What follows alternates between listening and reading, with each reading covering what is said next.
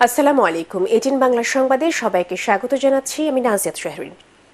বন্যায় দুর্গম এলাকায় সাহায্য পৌঁছে দিতে বিমান বাহিনীর বাসার ঘাঁটি থেকে উড়ে যাচ্ছে একের পর এক হেলিকপ্টার।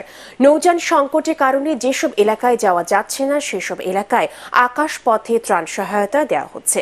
ফেনী থেকে ফিরে রিপোর্ট করছেন মনির হোসেন তপু। বিমান বাহিনীর হেলিকপ্টারের শব্দ পেয়ে উঁচু স্থানে এসে হাত নেড়ে সাহায্যের জন্য ডাক দিচ্ছেন বানভাসীরা।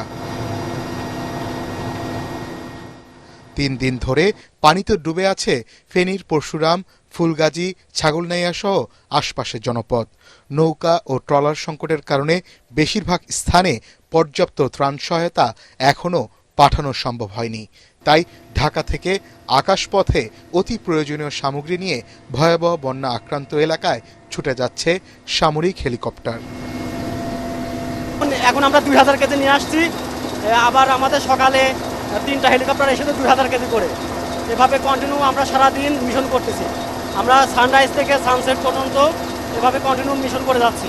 বাকি কোনো রাস্তা থেকে আসা সম্ভব না এখন, যেহেতু আমরা হেলিকপ্টার থেকে যেহেতু আসছি, এখানে আমাদের দায়িত্ব বাংলাদেশ বিমান বাহিনী সবসময় চেষ্টা করে গেছে মানুষের পাশে দাঁড়ানো। যোগাযোগ বিচ্ছিন্ন এসব এলাকার মানুষ চরম দুর্ভোগের মধ্যে আছেন।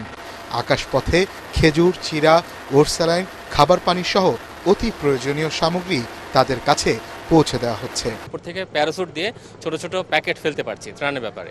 তো এই ব্যাপারটাতে যেটা মূল ইম্পর্টেন্ট বিষয় সেটা হলো কি মানুষকে আশা দেওয়া এবং মানুষকে খুব ইমার্জেন্সি সাপ্লাই দেওয়া। এটা হয়তো বা খুব বেশি পরিমাণে হবে না, যেভাবে রিভার কমিউনিকেশনে যেতে পারবে। তারা সাপোর্ট চাচ্ছে, পতাকা উড়াচ্ছে বা হাত নাড়াচ্ছে, আমরা সেখানে যাচ্ছি। আপনারা দেখেছেন বাসার উপরে বাড়ি বাড়ি গিয়ে আমরা দেওয়ার চেষ্টা করেছি। 3 দিন ধরে এভাবেই কাজ করে যাচ্ছেন বিমান বাহিনীর সদস্যরা। দিনের আলো যতক্ষণ থাকে ততক্ষণই উঠছে হেলিকপ্টার। একই সাথে বন্যার্তদের চিকিৎসার জন্য মেডিকেল টিমও কাজ করছে। মনির হোসেন তপু, এটিএন বাংলা, ফেনী।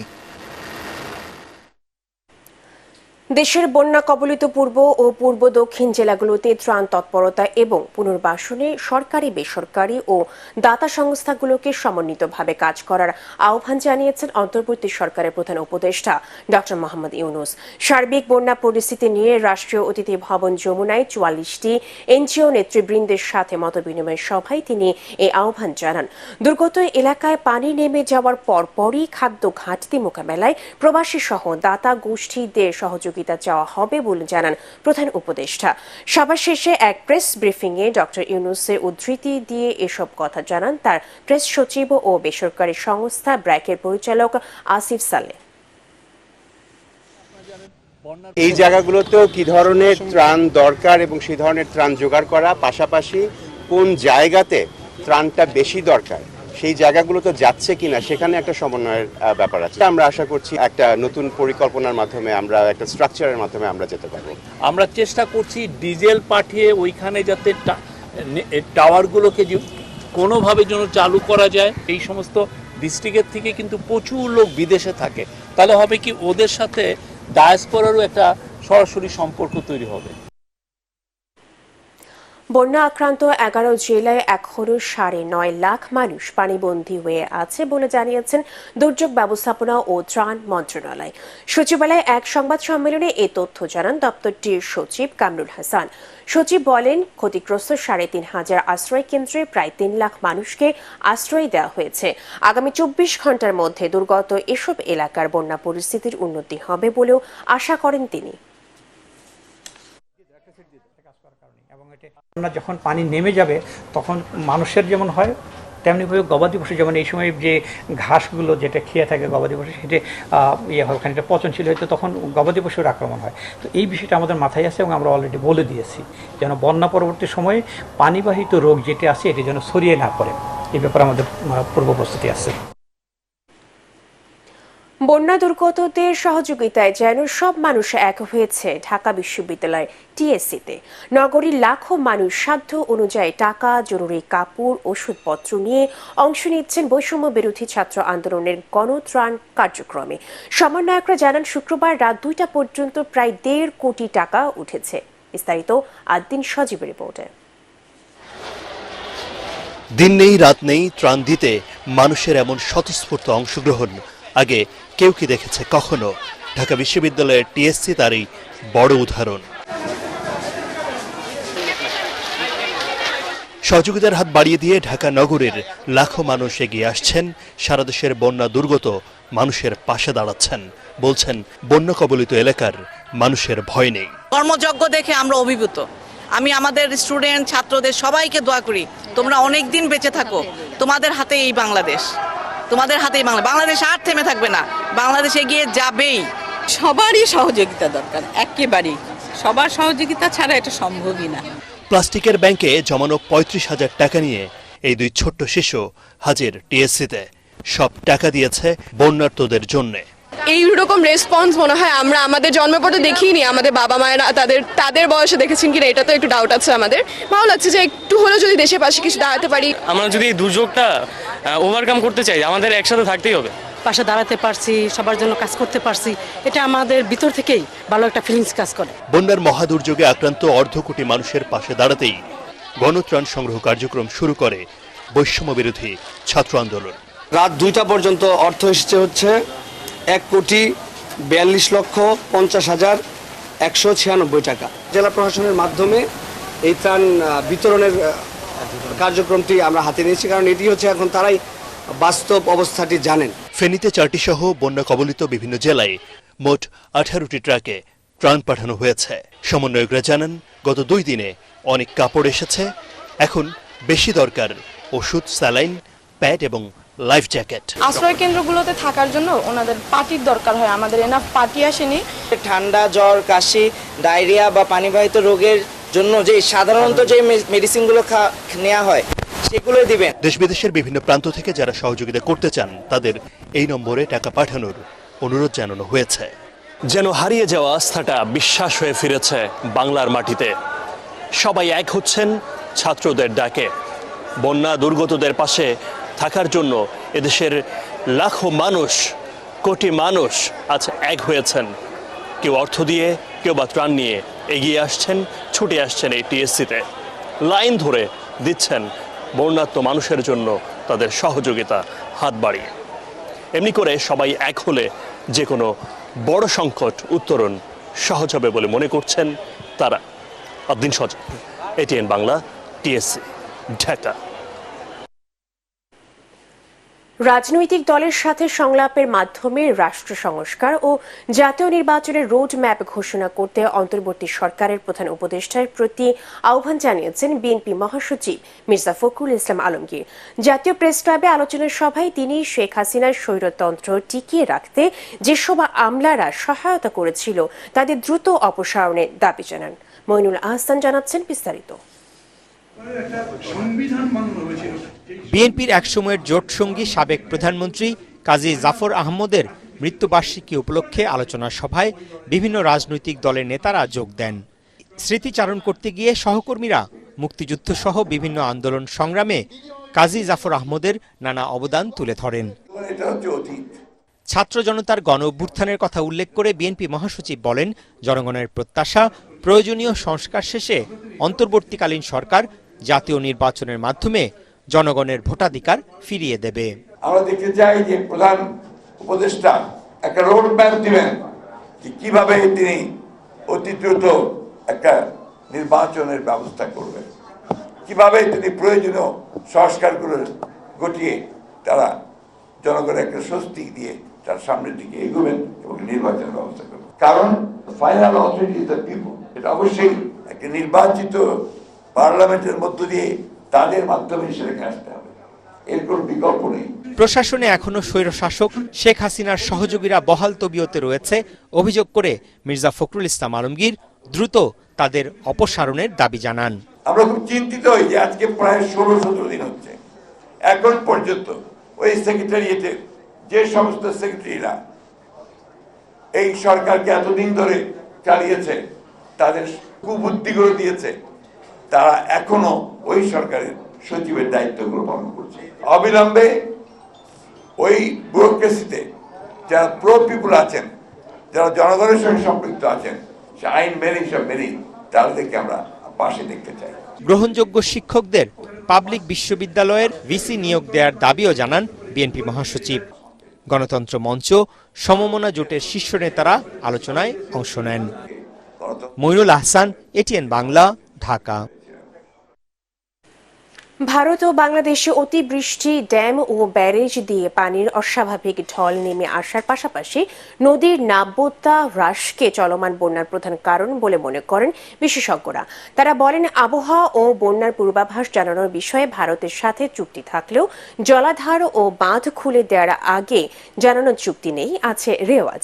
এই কারণে গণহারে ভারতকে গালি না দিয়ে প্রকৌশলগত জায়গা থেকে বন্যার কারণ ও সমাধান বের করার পরামর্শ পানি বিশেষজ্ঞ অধ্যাপক ডক্টর আইনুল নিশাতের। বিস্তারিত মিজান শাহজাহানের রিপোর্টে। গত ৩ যুগে এমন বন্যা দেখেননি ফেনী, কুমিল্লা, নোয়াখালী সহ আশপাশের মানুষ। চট্টগ্রামের পাশাপাশি বন্যায় আক্রান্ত সিলেট। বিশেষজ্ঞরা বলেন, আগামী সপ্তাহে নতুন করে প্লাবিত হওয়ার আশঙ্কা আছে উত্তরবঙ্গের জেলাগুলো।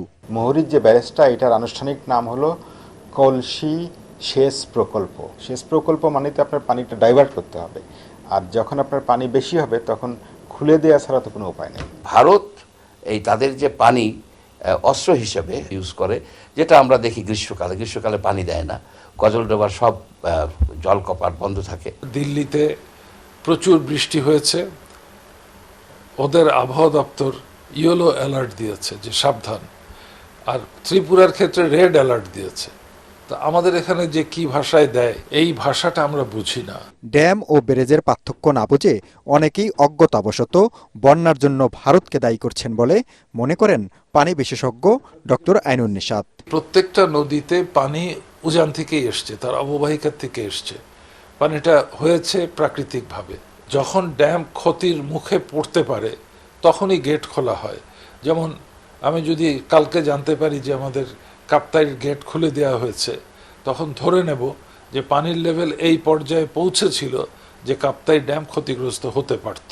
এবারের বন্যা থেকে শিক্ষা নিয়ে যৌথ নদীর বিষয়ে ভারত ও বাংলাদেশকে আরও জোরালো পদক্ষেপ নেওয়া উচিত বলে মনে করেন নদী গবেষক শেখ রোকন। 123টা আন্তঃসীমান্ত নদী আছে, এর মধ্যে 54টা হচ্ছে স্বীকৃত দাপ্তরিকভাবে বাংলাদেশ ভারত, বাকি আরও 69টা আছে অস্বীকৃত। তো এগুলো দিয়ে পানিটা নেমে আসে, উপরে যা বৃষ্টি হয়। ভারত বাংলাদেশ তারা যদি তথ্য বিনিময় করে, সহযোগিতা করে, তাহলে বন্যার মতো দুর্যোগগুলো মোকাবেলা করা সহজ হয়।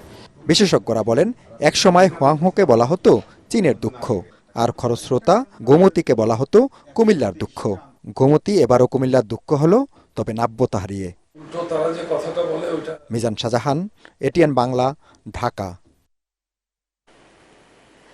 ৩৭ দিন বন্ধ থাকার পর কাল থেকে চালু হচ্ছে মেট্রো রেল। তবে মিরপুর 10 ও কাজীপাড়া স্টেশনের যাত্রী সেবা কার্যক্রম আপাতত বন্ধ থাকবে। বিকেলে সড়ক পরিবহন ও সেতু মন্ত্রণালয় এক বিজ্ঞপ্তিতে জানায়, নতুন সময়সূচি অনুযায়ী উত্তরা দিয়াবাড়ি থেকে মতিঝিলগামী ট্রেন সকাল 7:10 থেকে 7:30 পর্যন্ত অফ আওয়ারে 10 মিনিট এবং এরপর থেকে সকাল 11:36 পর্যন্ত পিক আওয়ারে 8 মিনিটের বিরতি দিয়ে চলবে। এরপর 11:37 থেকে দুপুর 2:24 পর্যন্ত অফ পিক আওয়ারে 12 মিনিটের ব্যবধানে আসবে ট্রেন। এছাড়া দুপুর 2:25 থেকে রাত 8:30 পর্যন্ত 8 মিনিটের বিরতিতে চলবে। এরপর থেকে রাত 9টা পর্যন্ত 10 মিনিটের ব্যবধানে ট্রেন চলার কথা জানিয়েছে মেট্রো রেল কর্তৃপক্ষ।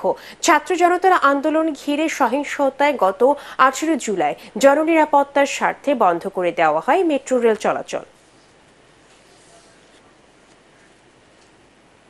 ব্যাংকিং খাত সংস্কারের কারণে আমানতকারীদের উদ্বিগ্ন হওয়ার কিছু নেই বলে জানিয়েছেন অর্থনীতিবিদ ডক্টর মোস্তাফিজুর রহমান। রাজধানীর এফডিসিতে বিতর্ক প্রতিযোগিতায় তিনি বলেন, এই সংস্কার প্রতিষ্ঠানের বিরুদ্ধে নয়, ব্যক্তির বিরুদ্ধে। এ সময় ঋণ জালিয়াতি ও অর্থ পাচারকারীদের বিচারের আওতায় এনে দ্রুত শাস্তি নিশ্চিত করার দাবি জানান debate for democracy chairman Hasan Ahmed Chowdhury Kiron. Imdadullah বাবুর রিপোর্ট। বৈষম্য বিরোধী আন্দোলনে নিহত ছাত্র জনতার রুহের মাগফিরাত কামনা করে 1 মিনিট নীরবতা পালনের মধ্য দিয়ে শুরু হয় ডিবেট ফর ডেমোক্রেসি আয়োজিত বিতর্ক প্রতিযোগিতা। এতে নতুন বাংলাদেশের জন্য আর্থিক খাতে সুশাসন নিশ্চিতে করণীয় বিষয়ে যুক্তিতর্ক উপস্থাপন করেন বিতার্কিকরা। শিক্ষার্থীদের বিতর্ক পর্ব শেষে নির্ধারিত বক্তব্যে ছায়া সংসদের স্পিকার হাসান আহমেদ চৌধুরী কিরণ বলেন, বিগত সরকারের সময় নামে বেনামে লাখ লাখ কোটি টাকা ঋণ নিয়ে সুবিধাভোগীরা ব্যাংকগুলোকে ফাঁকা করে রেখে গেছে। ইউরোপ, আমেরিকা, কানাডায় তারা বাড়ি গাড়ি করে ব্যবসা বাণিজ্য করে তারা নির্বিঘ্নে জীবন যাপন করছিল। অন্তর্বর্তীকালীন সরকার সেই ব্যক্তিদেরকে চিহ্নিত করে পাচারকৃত অর্থ ফিরিয়ে এনে যারা অর্থ পাচার করেছেন তাদেরকে দেশে এনে আইন অনুযায়ী উপযুক্ত শাস্তির ব্যবস্থা করবেন। এতে প্রধান অতিথির বক্তব্যে সিপিডির সম্মানীয় ফেলো ডক্টর মোস্তাফিজুর রহমান বলেন, পাচার হওয়া অর্থ দেশে আনার প্রক্রিয়া বেশ জটিল। এগুলোকে আনা আসা খুবই জটিল। বৈধ পথে তো কিছুই যায় নাই, সবই গেছে অবৈধ পথ। ওভার ইনভয়েসিং, আন্ডার ইনভয়েসিং এর মাধ্যমে যেটা গেছে সেটা হয়তো আমরা ট্রেড মিসপ্রাইসিং ইত্যাদি দিয়ে কিছুটা আমরা আইডেন্টিফাই করতে পারবো, কিন্তু হুন্ডি হাওলার মাধ্যমে যেটা গিয়েছে সেটাকে আমরা এন্ড পয়েন্ট থেকে তারপর আমি যদি পেপার ট্রেড এস্টাবলিশ করতে পারি তাহলে আমরা আনতে পারবো। তারা ক্যাশ টাকাও রাখেন নাই, স্থাবর সম্পত্তি ইত্যাদি ওখানে কিনেছেন। অনুষ্ঠানে বর্তমান সরকারের কাছে বিগত সরকারের সব আর্থিক অনিয়ম ও দুর্নীতির তথ্যসহ শ্বেতপত্র দ্রুত প্রকাশ এবং জড়িতদের শাস্তি নিশ্চিতের দাবি জানান অতিথি ও বক্তারা।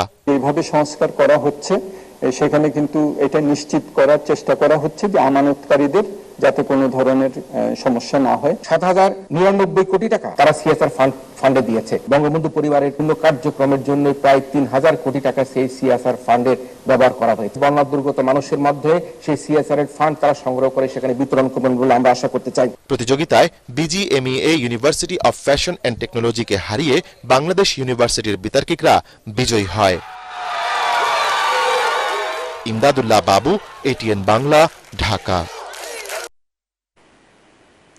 ষড়যন্ত্রের মাধ্যমে রাষ্ট্রীয় পৃষ্ঠপোষকতায় পরিকল্পিতভাবে শরিয়া ভিত্তিক ইসলামী ব্যাংকিং ব্যবস্থাকে ধ্বংস করা হয়েছে বলে অভিযোগ করেছেন বিশিষ্টজনেরা। তাদের মতে এস আলম গ্রুপ ইসলামী ব্যাংক থেকে ৭৫,০০০ কোটি টাকা লুট করে নিয়েছে। আইনের আওতায় এনে এস আলমের সম্পদ বাতিলের দাবি জানিয়েছেন তারা। রাজধানীর একটি হোটেলে আয়োজিত অনুষ্ঠানে এসব কথা বলেন তারা। শরফুল আলমের রিপোর্ট।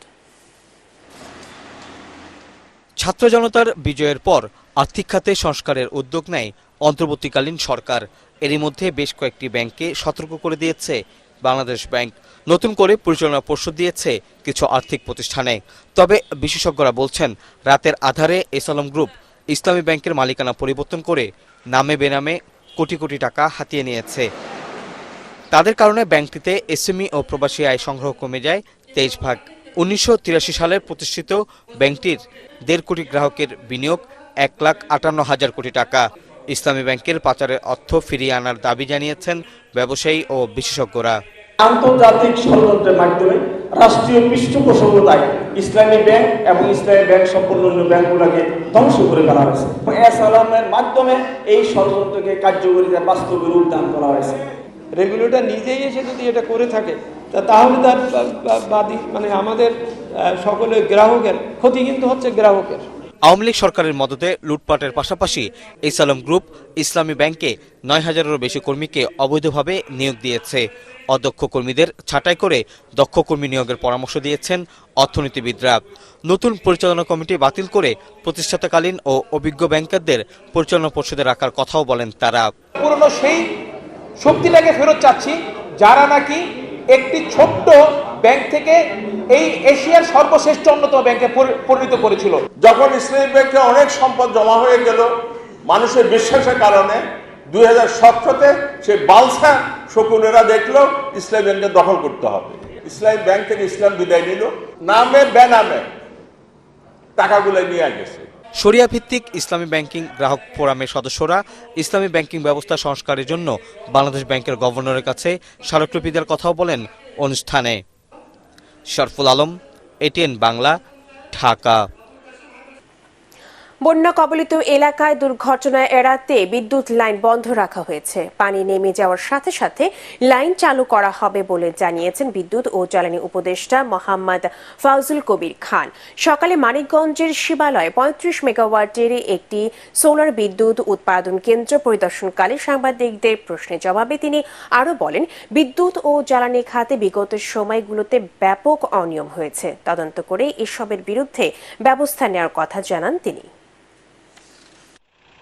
দুই দিক থেকে এই একটা ছিল যে আমি এখানে বড় বেশি দামে দিব, কি বলে, বিদ্যুৎ প্রকল্প করব, আর এদিকে সরকার দাম বাড়াবে।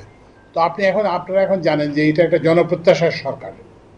তো ওই জন্য বিদ্যুতের মূল্য বৃদ্ধি কিংবা জ্বালানির মূল্য বৃদ্ধি আগে যেরকম যে মানুষ কি ভাবতেছে না করে বিবেচনা না করে করে, এখন কিন্তু আর এটা করা যাবে না। আল আরাফা ইসলামী ব্যাংক, অর্থ সংবাদ।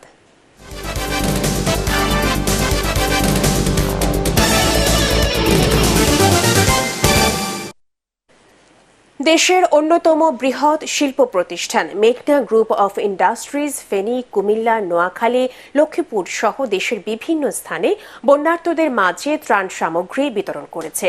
ত্রাণ সামগ্রীর মধ্যে ছিল বিশুদ্ধ খাবার পানি, চাল, ডাল, তেল, লবণ, চিনি, বিস্কুট সহ অন্যান্য শুকনো খাবার। এছাড়াও প্রতিষ্ঠানের নিজস্ব হেলিকপ্টারে উদ্ধার কার্যক্রম পরিচালনা ও ত্রাণ সামগ্রী পৌঁছে দিচ্ছে দেশের বৃহৎ এই শিল্প গ্রুপ। দেশের এই দুর্যোগ মুহূর্তে প্রতিষ্ঠানটি বন্যার্তদের পাশে দাঁড়াতে নিরলসভাবে কাজ করে যাচ্ছে। পার্টেক্স খেলার খবর।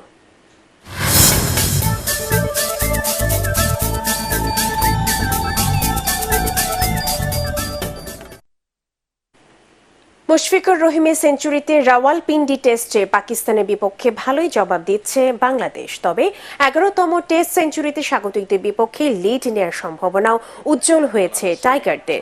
১৩২ রানে পিছিয়ে থাকা বাংলাদেশ আগের দিনের ৫ উইকেটে ৩১৬ রান নিয়ে চতুর্থ দিনের খেলা শুরু করে। তবে নিজের সংগ্রহকে খুব একটা সমৃদ্ধ করতে পারেননি লিটন দাস। তবে মধ্যাহ্ন বিরতির আগেই মুশফিকুর রহিম তুলে নেন ক্যারিয়ারের ১১তম টেস্ট সেঞ্চুরি। মেহেদী হাসান মিরাজকে নিয়ে বাংলাদেশকে ৪০০ রানের গণ্ডিও পার করেন মুশফিক। শেষ খবর পাওয়া পর্যন্ত